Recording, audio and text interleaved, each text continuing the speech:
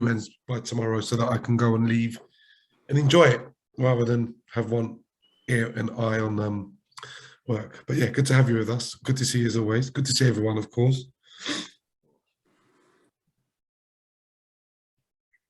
Well, it's bang on 4 o'clock anyway, and we've got 10 in already, which isn't bad because, you know, first of all, I'd like to say welcome to everybody. Thank you for attending.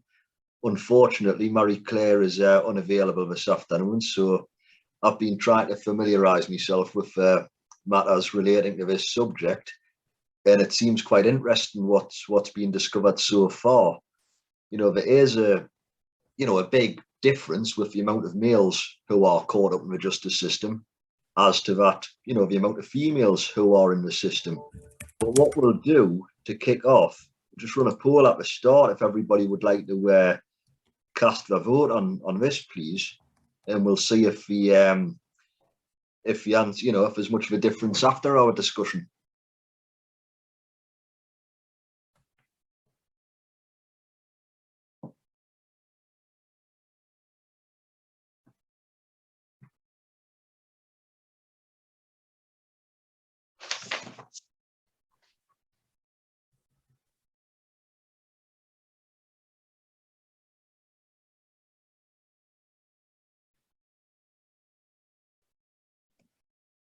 Seems to be more people do seem to think that a gendered approach is needed. So we'll end that poll now. We've had 9 out of 11 votes. We'll share the results. We'll just see if the figures are, you know, around about the same at the after this discussion, because at the end of the day, it's an opportunity for everybody to have their say what their thoughts are, because, you know, it's not a case of for any one of us to actually say, you know, this is how it is or how it shouldn't be, because clearly everybody's going to have different opinions on the subject, and, you know, we're all going to be coming from different perspectives as well.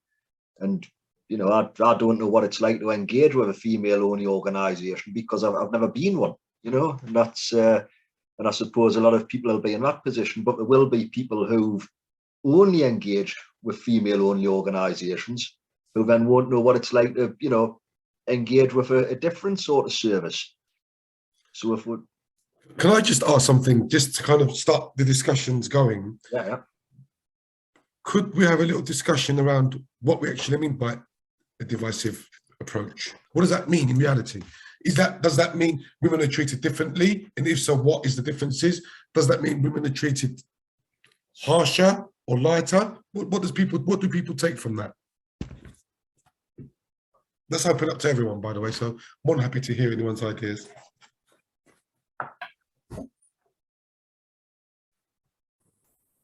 Yeah, hi. So my hi, Josh. Hi. Okay. So my take on it is, I mean, we run female services and male services, and my take is totally, you know, our own approaches, they need to be totally different, and equally a lot of our female services, because obviously all of our services are based around lived experience as well. So what we try and do with all of our services is for that authenticity, is have them delivered by if it's a female service, if it's a female offer, then it's a female. If it's male, it's male. That may be wrong, that may be right, but that's what we do.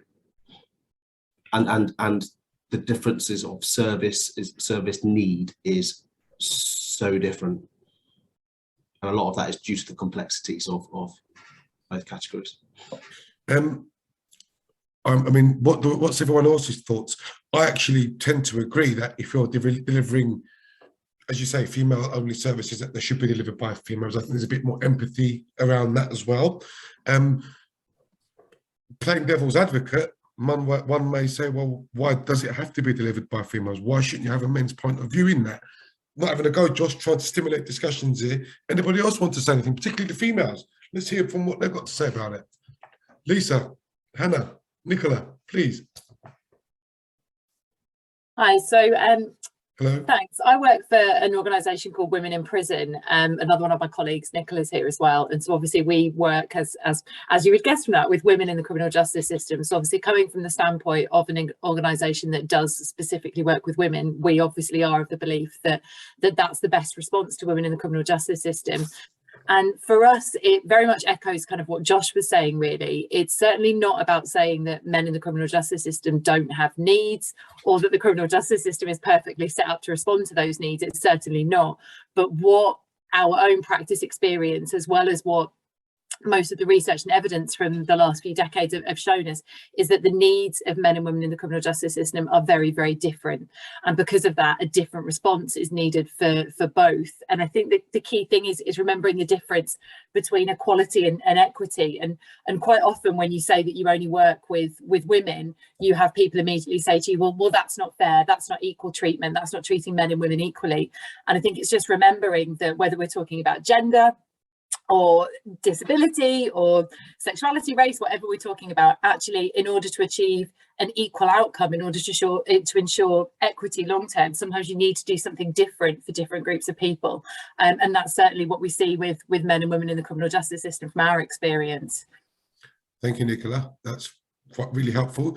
But does anybody else? Adam, I'm sorry to have hijacked your perfectly fine, Tev. You seem to be stimulating the conversation very well. So just give me a shout when you want to start the slides, yeah, because we can continue the discussion. Yeah. Yeah. Well, you know, I've been rather disorganised. I've just actually had to find them, so I can't actually share a screen now. So I'll continue filling. So anybody want to add anything to what Nicola says, both in terms of experience as a deliverer of information, or Adam, do you want to just shut this down for a minute until we finish the discussion, if you don't mind?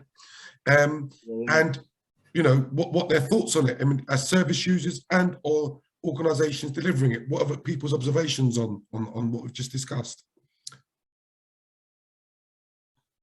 Terribly sorry, I'm just trying to remember how to stop. Oh, there we go, stop sharing. So I think the question I'm asking is, if there are any female service people within our participants today who have been a service user, what do they feel? Would they prefer it to be female-led if it's women only, or men, and if it's men-led, or whatever? Or do they have a preference? Anybody? No. So I think, sorry, it's not on what you've just said there, but I think also for us, there's something around, and we're really obviously mindful of the fact that we work in HMP Eastwood Park, which so anybody, it caters for anybody from the southwest. Any female from the southwest basically goes to Eastwood Park Prison, and a large percentage, and we're talking 80% plus, have been, you know, victims of domestic abuse and serious sexual violence as well. So hence the reason why, you know, for us, which is obviously 9 times out of 10 has been carried out by a male. So that's why we remove that interaction from male to female, unless our client has expressed that or is ready for that as well. Because equally, you know, there's something around about wanting to have positive male role models as well. But that is later on down the process, after some of that trauma has been worked through.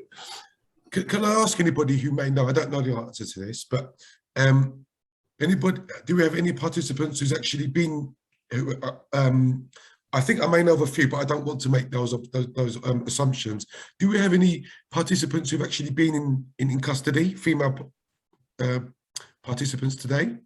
Because the question I want to ask basically is, what's the ratio of prison staff in a women-only establishment? Is it heavily weighted towards females? Is it a 50-50? Does anybody know that? I'm talking about core prison staff, the security, you know, the I was going to say screws, but that's not perhaps so professional. But the ones who wear uniforms. Yeah, the prison officers. Does anybody know whether there is a split, or just generally speaking, their own experiences? Unfortunately, MC is not with us. We could have asked her that question, but I worked in Holloway for a little while, and there were much more female staff than male, because I've worked in the male estate as well. Yeah, and excellent. There's more of a mix, but again, it's more men generally in the male estate and more women in the female estate.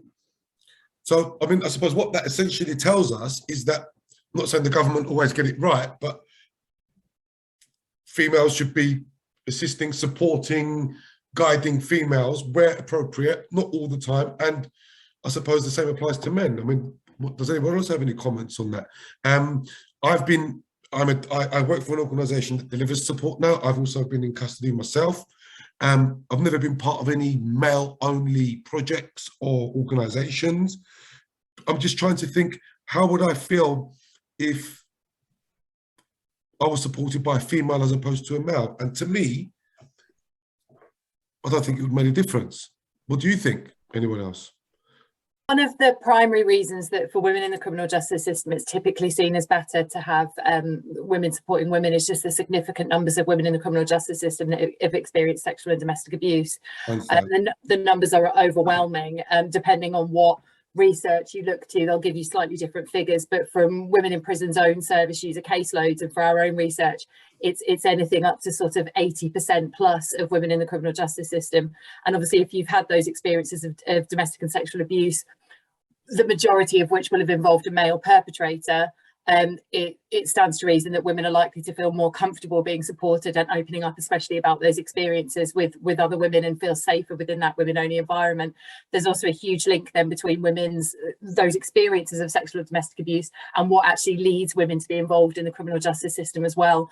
So if that sexual and domestic abuse is likely to be a causal factor in that woman's offending or that woman ending up in the criminal justice system, it's incredibly important that anybody supporting that woman has a full picture of that situation, and you are far more likely to get that full picture if they're comfortable with the person that's supporting them, and that's then more likely to happen if it is a woman that's supporting them rather than a male.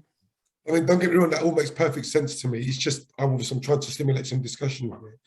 Adam, would you like to go into the slides if you want? Yeah, the very, very basic what we've got, but we'll go through them now. Let's have a look. Just trying to work out how to get this blown up. I can't actually get to the if you go to slideshow. Yeah, it's just to actually move this control bar for Zoom along the top, you know. To actually, hang on. Yeah, I can do that. Perfect. There we go. Start from first slide. There you go. Perfect. So, you know, this is what we should have had open at the very start, you know, but I have been very, very disorganized. Marie-Claire she's normally more switched on at this stuff. So anyway, you know, as a gendered approach, you know, needed or divisive, we've got that. Everybody's seen this one.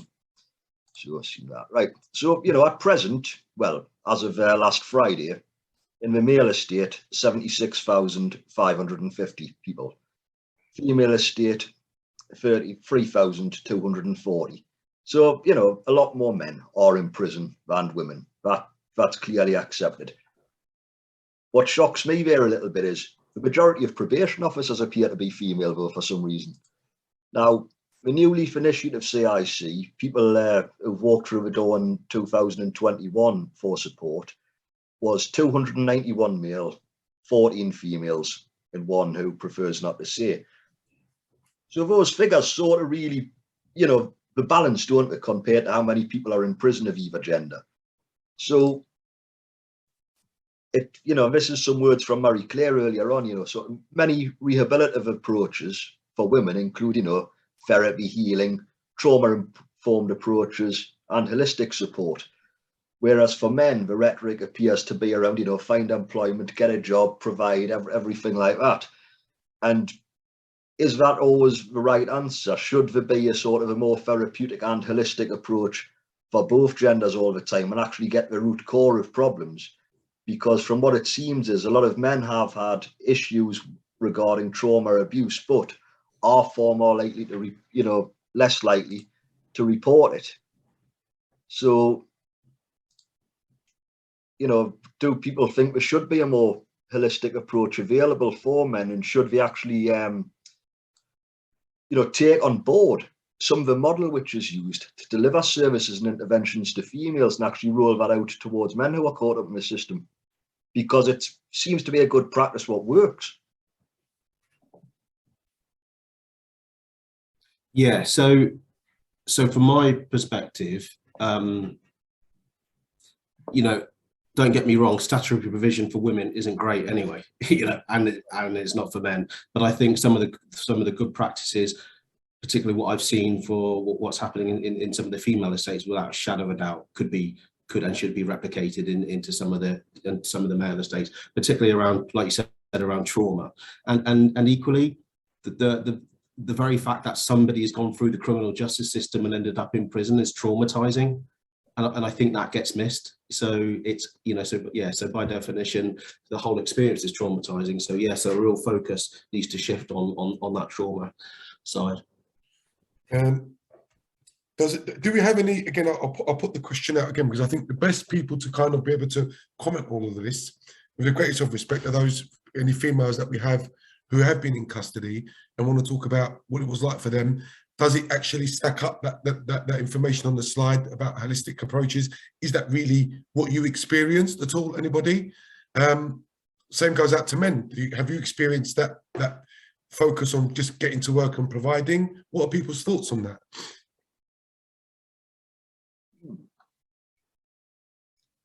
Definitely an interesting one, because, you know, there's so many organisations out there who, you know, claim to provide employment support and things like that for, you know, what a lot of males do engage with.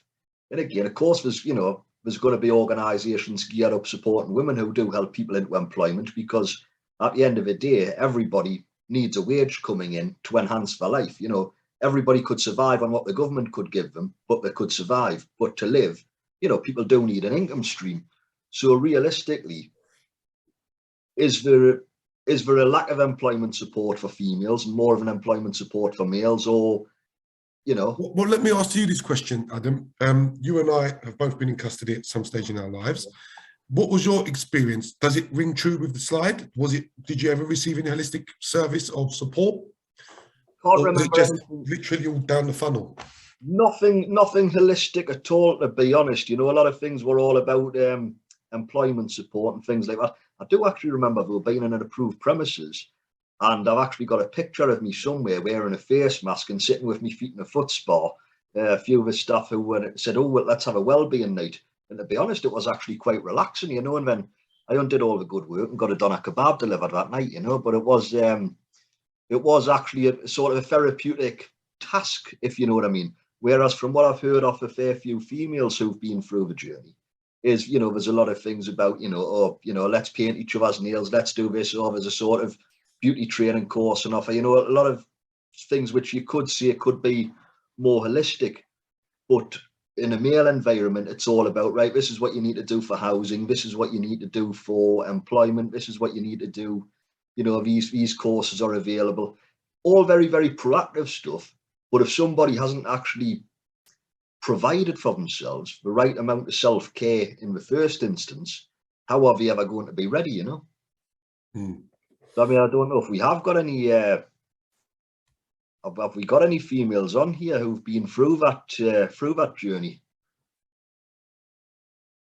just to sort of basically quash what I'm saying in a way, because, you know, it's personally, I believe that there's probably better support for females out there, but that's because there's less females needing assistance, so maybe some more bespoke services able to be provided. I think it's a sort of cyclical relationship sometimes. If you look at something like employment services, who specifically work with people with criminal records, because the overwhelming majority of people who've been in prison, as your statistics were showing, are male, those services inevitably end up being set up better to sort men who have different experiences, typically in terms of their employment histories, in terms of what sort of jobs they might be looking for, their availability to work, when you then factor in things like childcare and things like that. So because women are such a minority within that group, those generic employment services typically end up being better suited to the majority group, which in this situation is men. And so you get sort of a bit of a cyclical process, in that therefore they end up targeting men because they're the people that are more likely to end up in employment through their programs and to get jobs. Women aren't likely to be ones that are successful in their programs, so they kind of get missed, and that's where you end up with more specialist services meeting the needs of the women instead. So I think that it sort of perpetuates itself, and I think a lot of it comes down to men being the majority group. And again, when we look at employment, there are going to be very, very different needs for a lot, not all, but for a lot of women in the criminal justice system who have caring responsibilities, or who perhaps, and again, this is not going to be true across the board, but perhaps have more complex needs at the point of being released from prison or ready to look for work. Well, we're talking again about very different needs. Yep. Yeah, definitely. And as well, not forgetting a lot of females who are incarcerated have often been, you know, the sole carer for children who have had to leave behind. You know, and which, you know, there's going to be more single mothers in prison, I suppose, than there will be single dads. Even though, yeah, what we also see as well, and you'll have to forgive me because I'm literally just back to work after maternity leave, so I won't be able to quote you figures in quite the same way that I would have been able to do otherwise. But statistically, more women leave prison without a safe place to stay as well, without safe, secure accommodation. So again, we can't really be thinking about things like work until accommodation is secure as well. So again, it's another reason why slightly different interventions might be aimed at women rather than going straight in with looking at employment and things like that. Course, because again, that can affect an awful lot of people, because especially if people don't have anywhere to go to begin with, and then they get placed in so-called supported accommodation where, you know, the government will be paying a rather high rent for somebody. That person really can't afford to get a job, because if they got a job, the odds are they'd be paying as much out in rent as what they'd be earning anyway. So people have to be, you know, sorted in their own life really and looking after themselves before they can be of benefit to an employer. I'd like to pose another question. Do we feel, as people working within the criminal justice system, that there is sufficient provision for males only or females only? So let's talk about the females first, perhaps. Do we feel that there is a further need for female only organisations? I mean, female, you know, organisations targeting female ex-offenders or whatever we want to call ourselves these days. But what's people's thoughts on that?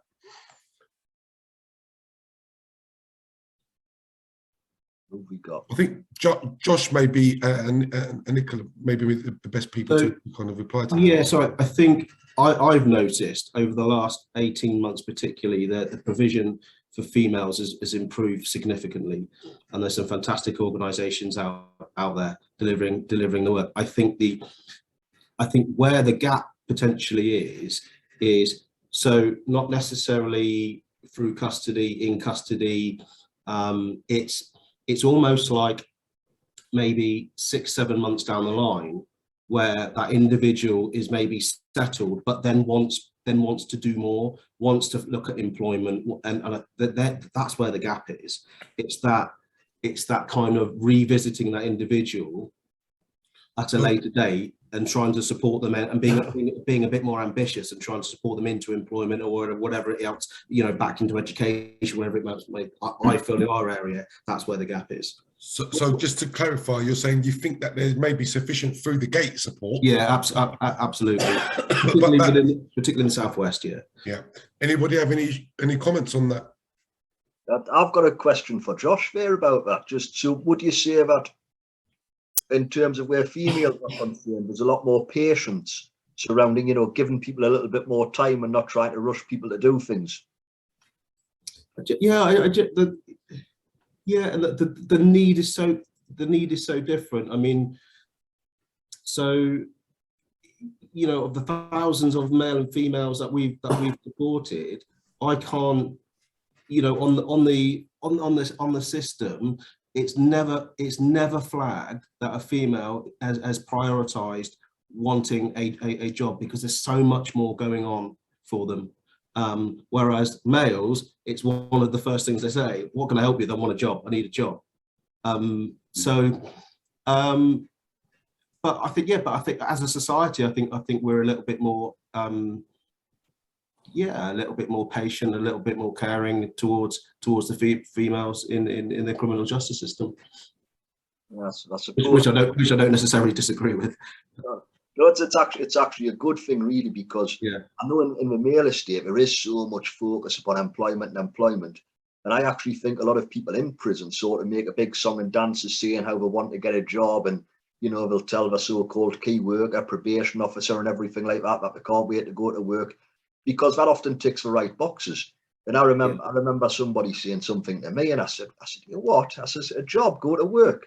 I said, no, I says, I want to get used to good food and a comfortable bed again before anything else. And they looked at me like I was daft, and I said, well, no, because, you know, really, should people not just get themselves back on the ground and have that little bit of respite, if you know what I mean? Yeah. I don't know if anybody else who's actually been through a journey finds that, you know, was it right for them going straight into work, or did they wait either gender, you know?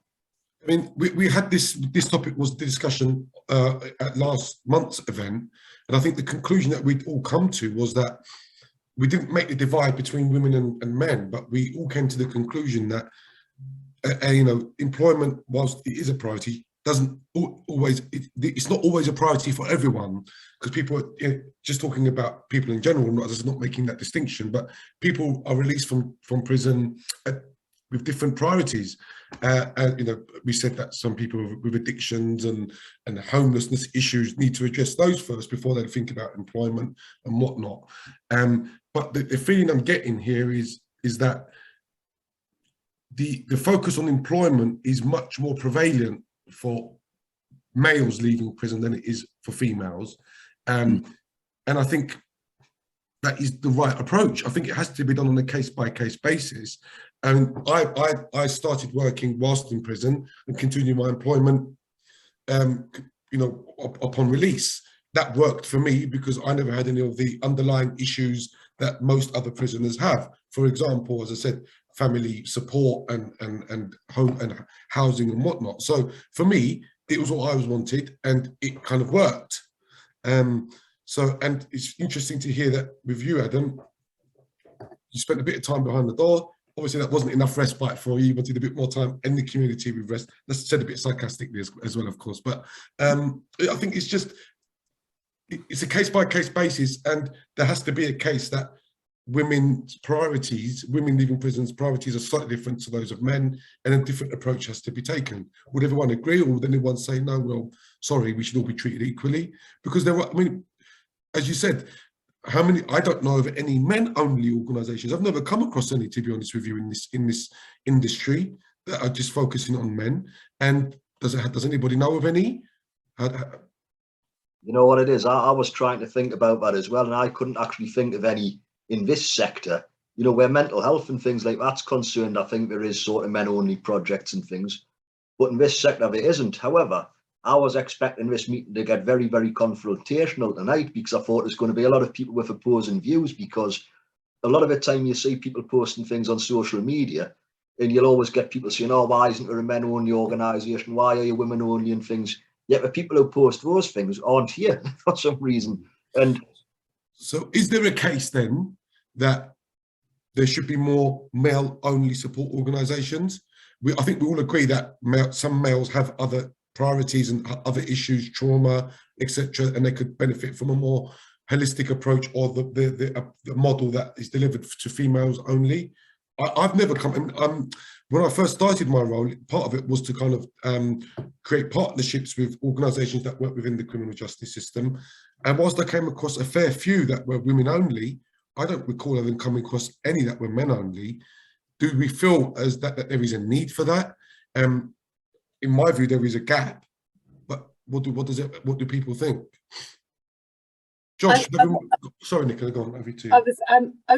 I wonder if when we're talking specifically about people who've experienced the criminal justice system, I think the primary reason why there aren't those organisations set up specifically for men is because most of the generic organisations that exist are actually primarily catering to men anyway, because we're talking about sort of 5% of the prison population, and it's around 12 to 15% of the probation populations being female. Actually, the majority of what see themselves as being generic organisations are actually primarily catering to men anyway. And again, because men are the dominant group that they're catering to, their organisations over the years, I think, will have skewed themselves towards the needs of men.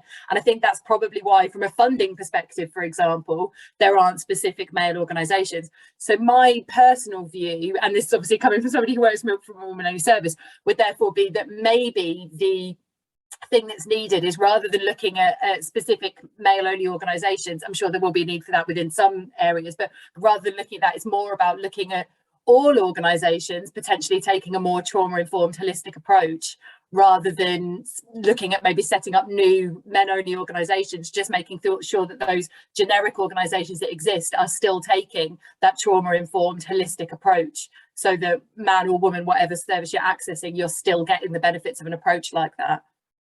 Yeah, I agree completely.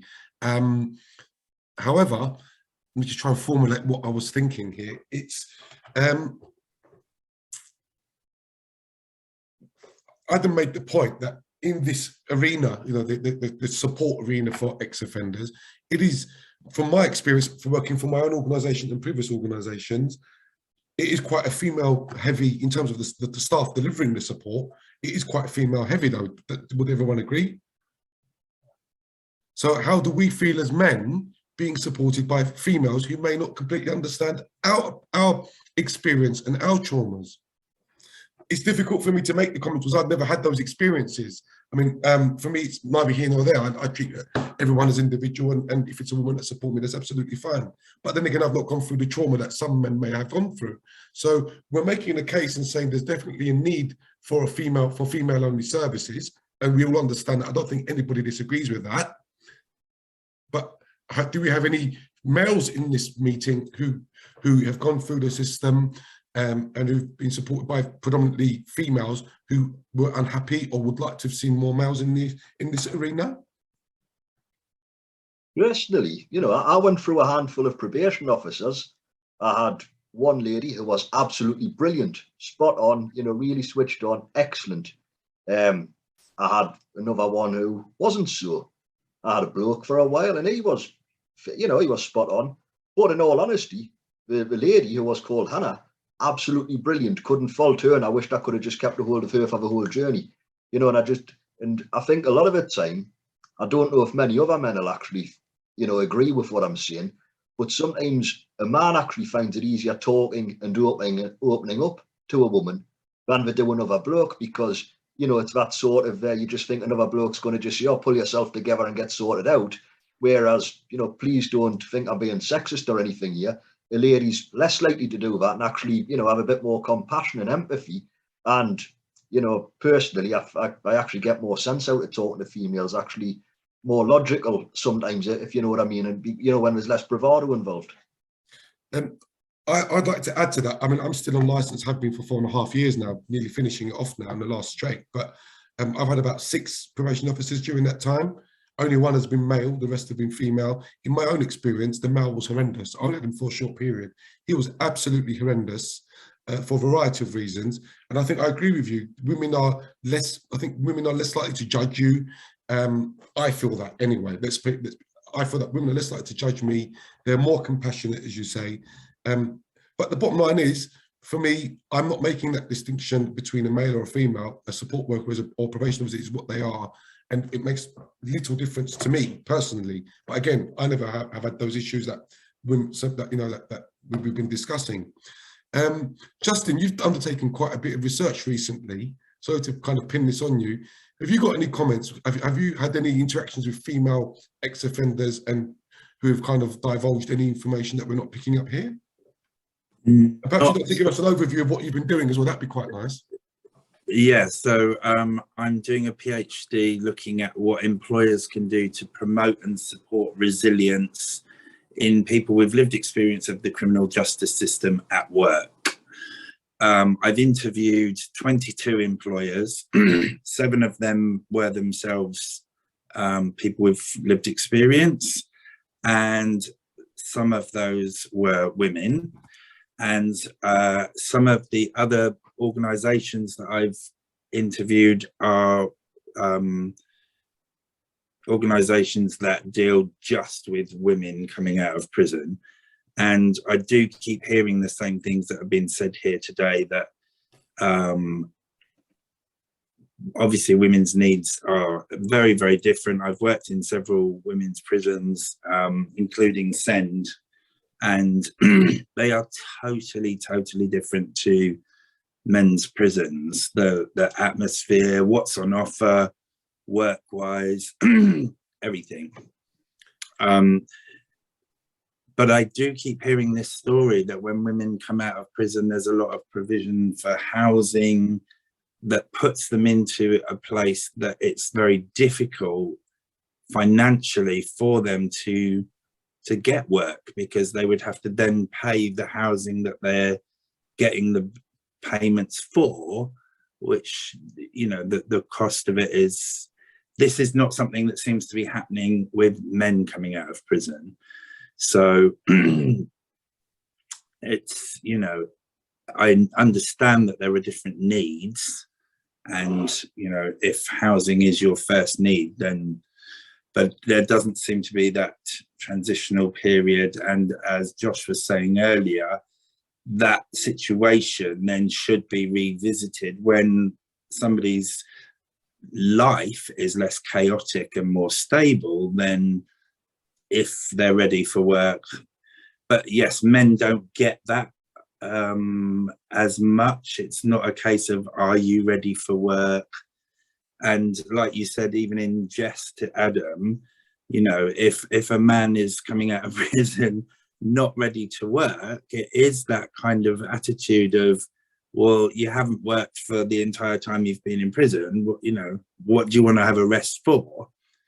So there's problems on both sides. I'd be very interested to know what the regime looks like in a female prison and compare that to the men's estate and my own experiences. Can anybody comment on that?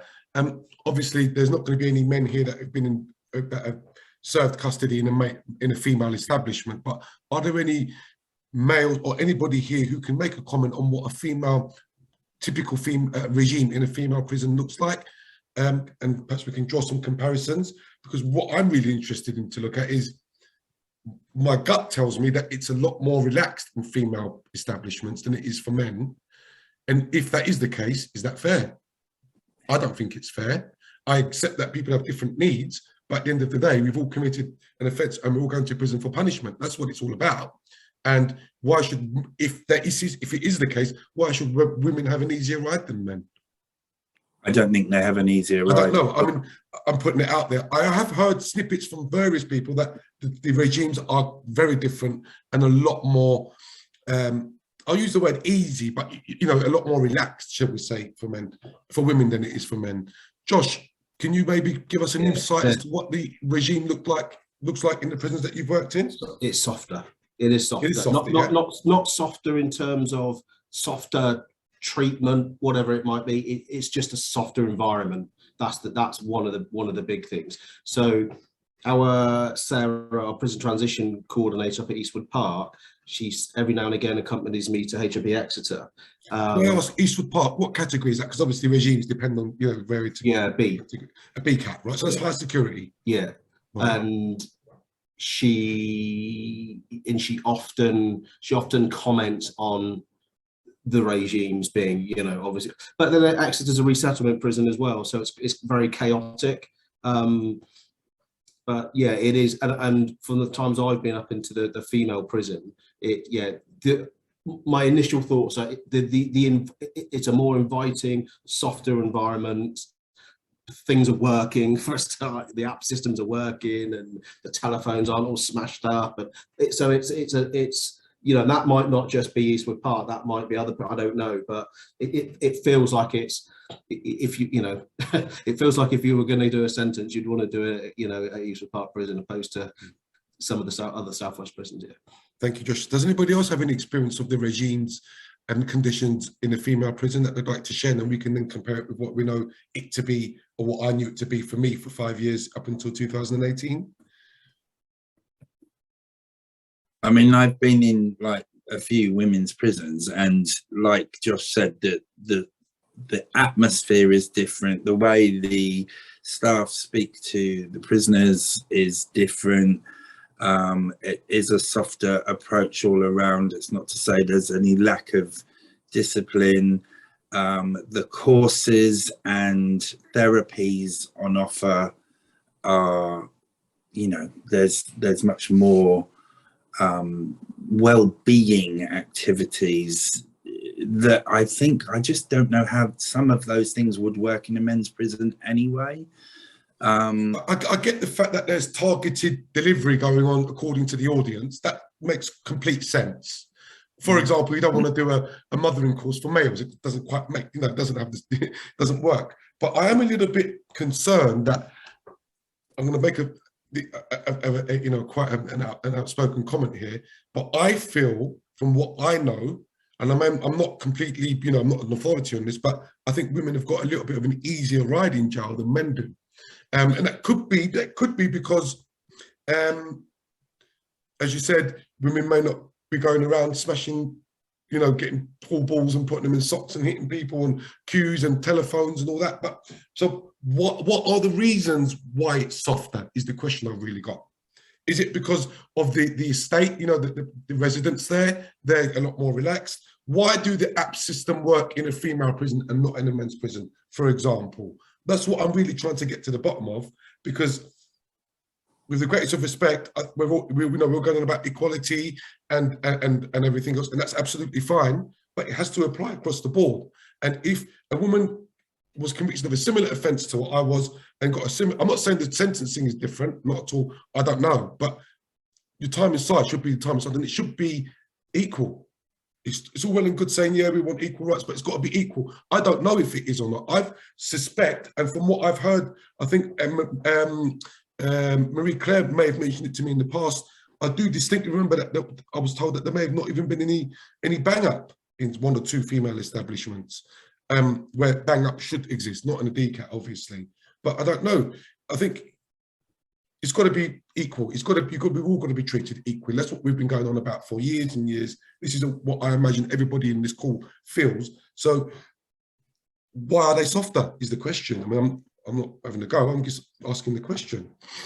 Could this not be down to what a lot of people have said, though, how, you know, the atmosphere in a female prison is a lot more calmer, what we've heard from Josh and from Justin.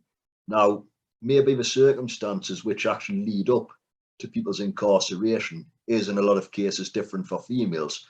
So if the atmosphere is a lot more calm, are a lot of females inside prison establishments actually feeling safe in a place of sanctuary, where, you know, they're more likely to comply and they actually feel relieved and safe to be there if they have been in abusive relationships and things like that on the outside, and, you know, being in situations which have actually led them down that path. So if people feel they're in a safe place, they're going to behave, aren't they, and be more. Yeah, but let me put this to you, Adam. I was sent to a BCAT prison for 2 years, not because of the nature of my crime, simply down to the length of the sentence.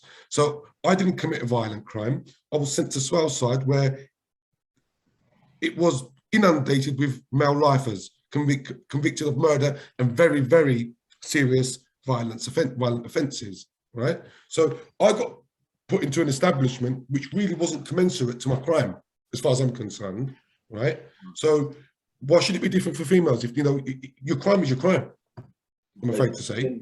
The males have the categorisation system, whereas the female estate, it's closed or open. They don't have the A, B, C, and D. You know, it's just that's what I remember now. Again, so thank you for reminding me of that. So why is that? Why are men subjected to A, B, C, D, and females have either open or closed? Is that fair?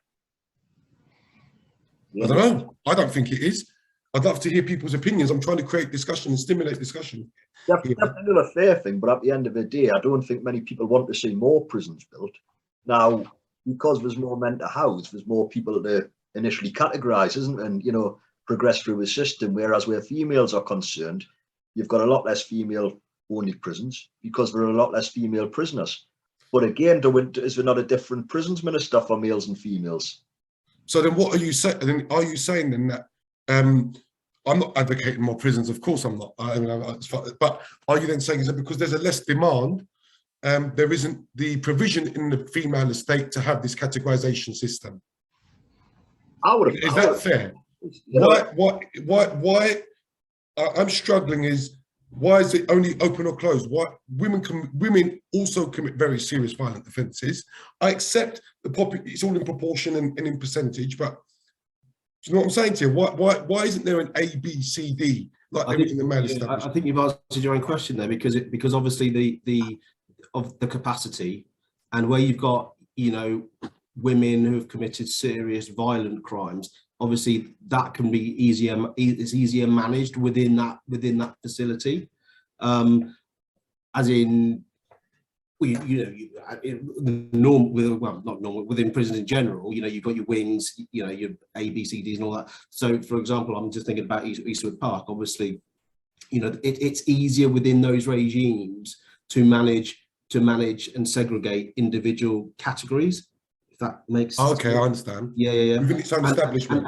And when you're looking at the there's a bigger picture here, because when you're looking at the crimes of which women are getting sent to prison for, in relation to what a lot of them aren't violent crimes. A lot of them, a lot of the women that we see in prison, actually you think, how the hell have they ended up here in prison? What the hell are the judges doing, sending somebody to prison for this? And that's also a fact as well. If you look, in terms of women do get harsher sentences for like crimes as well. Right? Yeah, absolutely. And it's because it's often deemed as, oh, a woman shouldn't behave like that, and that's even, and I've heard a magistrate say that, and it's kind of what, and my final comment would be, I'm it's going to be controversial, but I am absolutely glad that women have an easier ride, to be honest, with particularly with some of the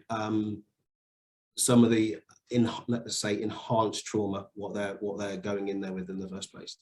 That's my own personal opinion. Let me just clarify that I'm not sitting here saying women should have it harder. I'm actually saying if women have got it a little bit easier, then so should men. That's my point. I'm not advocating a harsher system for women whatsoever. So I just want to clear that up. But thank you, Josh. Adam, I think we've got to go back to you for some more poll questions. We'll run that again to see if our answers are the same, So launch that. See if the answers come back around about the same. What's very interesting, what I think needs said is, well, a lot of, women in prison are often in many cases mothers, and in many cases will in the future be mothers. And if people have never had a calm, nurturing environment themselves, and it's unfortunate to say, but that prison environment may be the first, calm environment they've ever lived in, that actually might make them create a calm home life for their future offspring, No, great point. Great point. Can I add something to that? Oh, sorry. Is that all right to come in now? Yeah, Just can see the poll. The polls balance out, really, at the end of the day, from what was a small, but I don't think we actually come here to try to change anybody's opinion. It's just been very interesting hearing everybody's views on the matter. And it's amazing now, we're all on the same hymn sheet. We need to get somebody in to have an argument with, really, Go on, Nicola, over to you. Yeah, it's just something I was thinking about when we're talking about the prison regime. And obviously it's been incredibly difficult with COVID and lockdowns, and it's just been such a horrible environment for everyone. And I heard from colleagues like last week or the week before that in Bronzefield prison there was another lockdown because of COVID. So, we're still so far behind within the prison system. But I suppose there's something for me about comparing the male and female estate. And I think the women's estate isn't easy. It's never easy being in prison. And we know I was just thinking about suicide and self-harm rates. They are at an all-time high, and they are higher in the women's estate than we see in the male estate. And there are significant challenges and issues there. We've had reports of 2 babies being born in prisons and dying from a 6-month period. And we know that prisons can't keep people safe, and that's incredibly traumatic.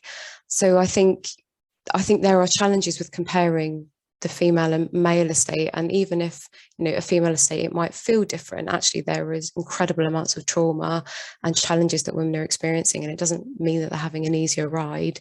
It just means that you're experiencing it differently. And to come back to something that we were talking about earlier, equality doesn't mean the same as. Sometimes you need a different sort of input for the same outcome. And I think, and I know we're sort of at the end, but I think there's an interesting discussion to have about prison itself as a sort of solution to crime. And actually, is that appropriate? And, we would say that women are better staying in their communities, and we can provide support to women for the issues that draw them into the criminal justice in the first place. And I would level that we could do that for men as well. So I think there's probably a really interesting discussion that we could have about that, and about how the justice system is set up now, and what vision we would have for the future, and how we would like it, you know, to be set up, and what we think the solutions are. And I know we're sort of nearly at time, but I think there's an interesting kind of blue sky thinking piece that perhaps we could cover. You know, how a justice system could be reformed or something like that. Yeah, and Does prison work? Simple as that, isn't it? I mean, what we're doing is we're compiling. Are you doing it this time as well, Adam? Or we've got next month's topic already confirmed, haven't we? We haven't actually got any suggestions for the next one, because next month's topic's just no agenda whatsoever. That was just a networking event, wasn't it? So that'll be a good opportunity though to actually say, right, let's list events up for the rest of the year. Yeah. So Nicola, if you do join us, we'll bear in mind what you've said. But if you're able to join us at our next event in May, we will be asking the audience to make some suggestions for what they want to see for the next 2 or 3. As I said, we held this last month, and this topic was the most popular. Actually, it was 50-50, wasn't it, Adam? It was Mary Claire's suggestion, this topic, because she's got the lived experience and all the knowledge on this one. But I think we've held it together very well, you know. But I think what we can actually see is, you know, there is need for female-only organisations in the criminal justice system. And, you know, there is need for organisations who work with everybody. And I don't think anybody's getting left behind ever, really. And like you said earlier, Tev, there is a gap there in the market for male-only organisations, but are they needed? You know, I've got every type of takeaway around the corner from my house, apart from an Indian's. I'd love a one, but I don't need it, if you know what I mean. So would having male-only organisations in this sector fill a void? We know there's a gap there, but would they actually be of benefit to everybody? I personally don't think so. I think there is need for female organisations, but I don't think there's need for male organisations. That's my personal opinion. Yeah. I think it would be an interesting research topic, because from what we're all saying, there doesn't appear to be any. And most organisations are driven by what funding opportunities exist. So if there's no funding opportunities available for a male-only support organisation, you're less likely to see that being created, because how are they going to survive? You know, you react towards what your market is. But I think, not necessarily for me or you, Adam, but I think there is a space for male-only organisations, because I'm sure that either there may be some males on the meeting today or elsewhere that have difficulties opening up and being honest and frank and being able to receive and understand support from women. I'm sure there is. Yeah, it's just something that I suppose, is it sufficient to be able to justify the creation of such organisations? I don't know. That'd be something really interesting to kind of put out on a poll at a later date. No, you're quite right there. And again, well, like you say, there could be scope for it, because it's actually got me thinking now. Because what I come across on my own prison journey, a lot of blokes who I was inside with, had never sort of emotionally or sexually matured or anything like that, and actually didn't know how to behave around members of the opposite sex, if you know what I mean. And it was quite embarrassing, really, watching the way, you know, some people sort of did behave. And I'm thinking, maybe could men-only spaces be incorporated to sort of nurture these people, just to sort of bring people out and reintegrate people to actually behave properly around all, you know? Yeah, that's something that we can obviously revisit again. I'm just mindful of the time. We're about to close up. Does anybody have any other comments? As I said, please either share any suggestions for future topics in the chat function for the very last few minutes, or please do attend our next event, which is just an open networking event where we will be taking suggestions for future events. So with the last 5 minutes, we haven't particularly heard a lot from some of our other participants. Would you like to kind of make any comments? Or Val, for example, what's your experience of working with prisoners, Val? Do you feel there's a need for a further need for more female only or male only, or what's your take on that, Val? Well, Val's got a dodgy microphone on a laptop at the moment. Yeah. That's open to anybody else. Is there anything else anyone wants to say before we wrap up? I've not had much experience of it, but I do just think, obviously, it's about matching the right person with the right person. So no, really, I didn't feel I commented much today, but I work in a drug and alcohol treatment, offering employment. So, you know, we've got a service where we've got equally men and women, and it depends what like Hannah said, depends on the person. If it's a woman who's had violent against her, she might want to work with a woman, but we don't obviously look at, oh, it's a woman, let's put it with a woman, or a man with a man. So I think it's about getting the right service from the person, the right connection. I think you're 100% right there. If you've got sufficiently, you know, I'm not saying a 50-50 split between the two sexes in your staff, I think it's, as you said, case by case, and offering the option to the service user, because at the end of the day, that's what it's all about, the service user and what their preferences are and what they will engage with more. And I think a decent organisation will be mindful of that, and I mean, and try and deal with that. I mean, I had our enterprise support at Forward. It's a very small team. We're only 3 people. We're all males. But is it a coincidence that we're struggling to recruit females, not for our staff, as service users? We've only got, you know, it's a very small proportion. And that's something for me to take away and think about. Are there any issues with having a male-only staff team? I don't know, but I think you're right, Lisa. You've got to ask the client what you know, if they have a preference. Some people might not have a preference, in which case you just crack on. But if there is a preference that that person wants to speak to a particular male or female, then we have to do our best to accommodate that.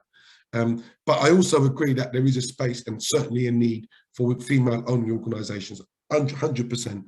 And I'd be interested to hear if anybody had a differing opinion on that.